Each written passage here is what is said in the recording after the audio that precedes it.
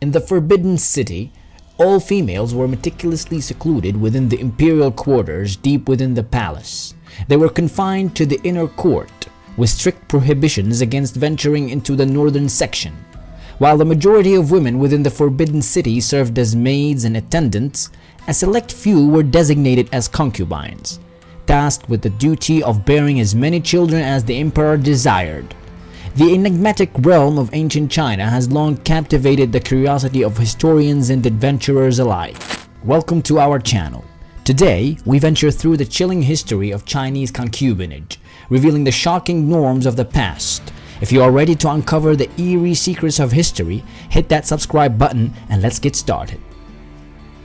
While harem culture existed in various parts of the East and beyond, Chinese harem were notable for their unique customs and practices. Although some of these traditions and ways of life may appear peculiar and even disturbing, they were considered commonplace by the Chinese concubines of that era. Today, on flip side of history, we delve into the world of untamed Chinese concubines and the norms that prevailed during the time. First and foremost, within the harem, a striking characteristic was the unwavering adherence to the laws and hierarchical traditions. Transgressions were met with severe consequences, including the possibility of death. Each concubine in the Chinese harem had a clear understanding of her designated place in the hierarchy. While an emperor could have up to 4 official wives, the highest position was held by the Empress, who possessed the most formidable influence. However, the number of concubines could reach a staggering figure: hundreds, possibly even thousands. Following the Empress in the hierarchy were the supplementary wives, restricted to a maximum of 4, each bearing her own title: Guifei, meaning precious; Shuifei, meaning virtuous; Difei, meaning moral; and Shanfei, meaning talented. Subsequent to these primary female favorites were the 9 senior concubines, trailed by 27 junior concubines known as Shifu. The junior concubines were further categorized, each corresponding to a distinct rank on the hierarchy chart. At the pinnacle were the 9 maidens, followed by the 9 beauties and the 9 talents. Below them in the concubine hierarchy were the 81, and a single one more, categorized into 3 grades: precious timbers, imperial women, and female collectors. While some emperors may have made slight modifications to this arrangement, the fundamental structure remained largely intact. In Chinese culture, there exists a saying, "daughter of the 15th concubine," which suggests a distant hypothetical relationship.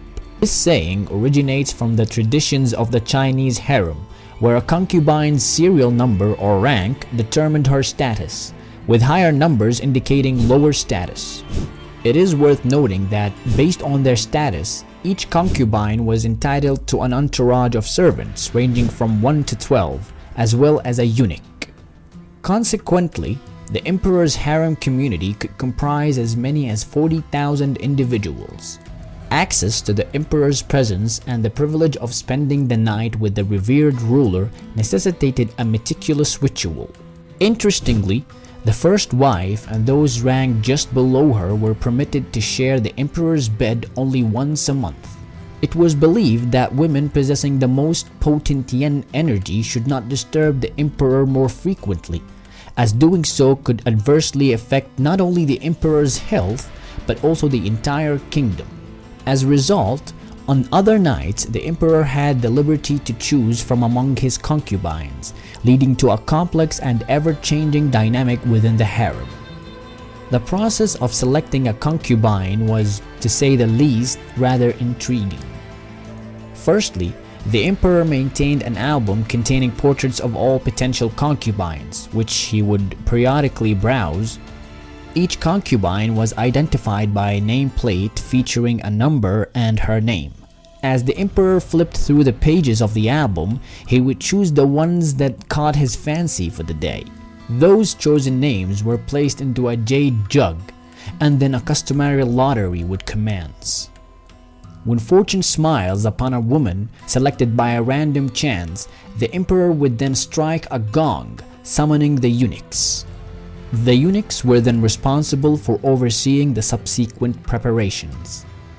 They would attend to the woman, arranging her hair and conducting any necessary procedures. Prior to entering the chamber, they would disrobe her entirely to ensure she carried no weapons that could pose any threat to the emperor.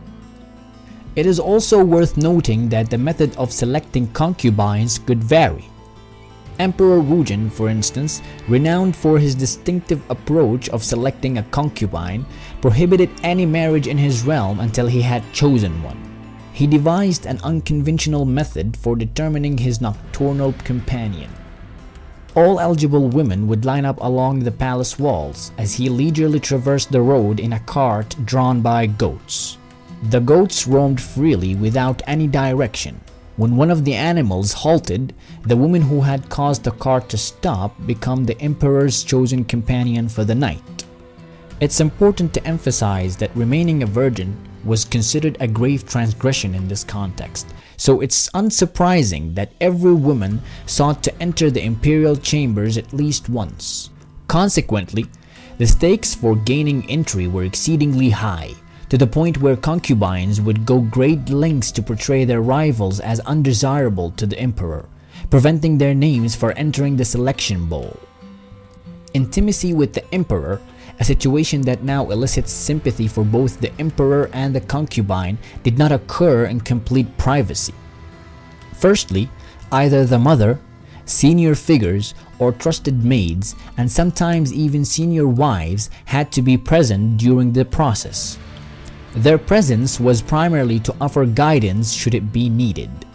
Additionally, a eunuch carefully documented all proceedings on papyrus using red ink, which later contributed to the association of the color red with intimacy. However, that's not the entirety of the story. There were eunuchs stationed outside the door who tracked the duration of the emperor's time spent in bed. When the allotted time was up, they would inform the emperor that it was time to conclude the encounter, occasionally signaling with a gong. In essence, if the emperor ran out of time, there was no leniency. Tradition had to be held. Finally, after the intimate encounter, the emperor was obligated to inform the eunuch whether the intimacy had occurred or not, and this information was duly recorded in a special logbook. Moreover, the emperor had to specify whether a seat was to be reserved for the concubine during future encounters. In cases where the emperor's response was negative, the concubine was subjected to a procedure in which pressure was applied to her abdomen to facilitate the expulsion of semen, and this event was duly recorded. Consequently, if a woman unexpectedly became pregnant, she faced the grim accusation of treason, resulting in severe punishments even though her role was often negligible. Remarkably, even the principal wife of the emperor was not exempt from this documentation procedure. This practice was implemented to eliminate any potential for treason, which was not uncommon, and also to ensure that the emperor did not unwittingly father a child who was not his own. With fierce competition among concubines, it's important to note that many remained unfulfilled. To cope with this, Chinese harems relied on various toys and inventions for self-satisfaction. The bonds of affection between women within the harem were also acknowledged and even encouraged by the Chinese society. However, there were other traditions that could elicit genuine sorrow and disgust. Frequently, after the emperor's passing, all concubines were interred alive with him to ensure that he would not be lonely even in the afterlife. Concubines could be subjected to extremely violent punishments, including the death penalty, for the slightest transgression. Concubines themselves, entangled in palace intrigues, were not averse to acts of murder and poisoning against their rivals, sometimes resorting to concoctions designed to induce miscarriages in pregnant competitors. Furthermore, many women worn down by prolonged abstinence sought fulfillment elsewhere, leading to a common practice of abortions within Chinese harems.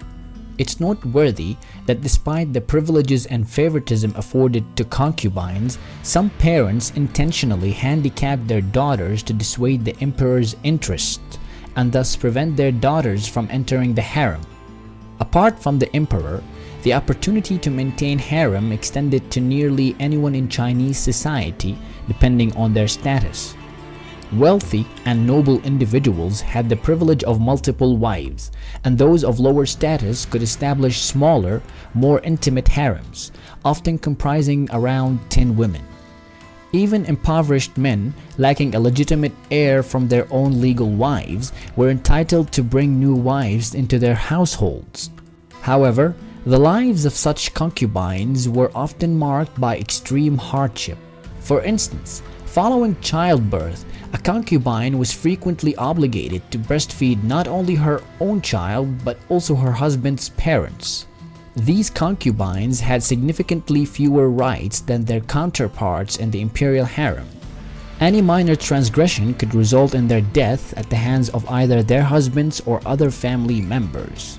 While the law ostensibly prohibited such practices, the penalties were typically symbolic, consisting of a modest fine or a few lashes with sticks on the heels. Nevertheless, it was the impoverished young women who endured the harshest circumstances. The birth of a daughter in ancient China posed a significant challenge. Unable to sustain themselves, impoverished families often entrusted their daughters to other families' harems as early as 8 years old. These young girls were compelled to obey the commands of their new husbands and masters. Thank you for watching. If you enjoyed this dive into history, hit the like button, subscribe for more, and keep exploring the mysteries of the past. Until next time, stay curious.